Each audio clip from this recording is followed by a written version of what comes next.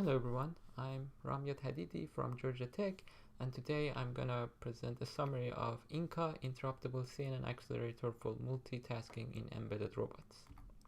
First, a summary of the paper. In embedded robotics, there are several time-critical and independent tasks that are being executed. Despite the high energy efficiency of CNN accelerators, simultaneous access to this accelerator causes multiple independent processes to have resource conflict. Here, the top part of the figure shows that if we have a conflict for a high priority task, the CNN execution of the lower priority task will have a resource conflict.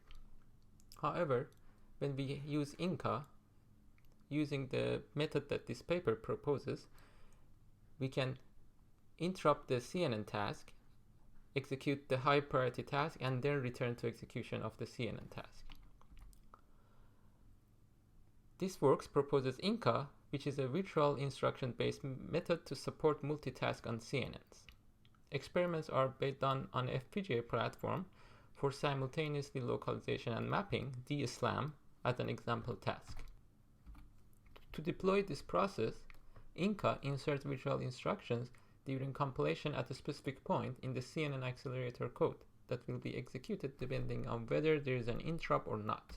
These instructions basically back up and recover activations for the CNN execution. Where to insert these instructions, we can insert them layer by layer after the computation of each layer is done, or like the paper proposes, after finishing an output channel. This paper is interesting for me because my research focuses on resource-constrained devices.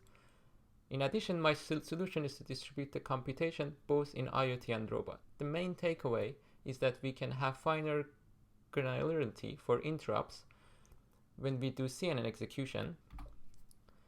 The limitation of the work is that virtual instruction causes code bloat.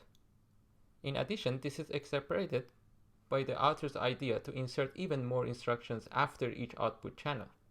Moreover, there is no comparison between latency of layer by layer versus output channel methods. The second limitation is that latency critical tasks are usually not distributed because network latency is much higher than interrupt latency.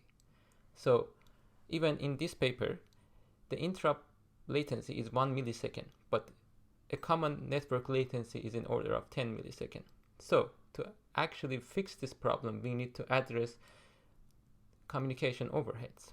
And the third limitation, in my view, is that although DSLAM is the chosen workload, by the experiments are only limited to CNN-based place recognition, which is only a fraction of the entire SLAM.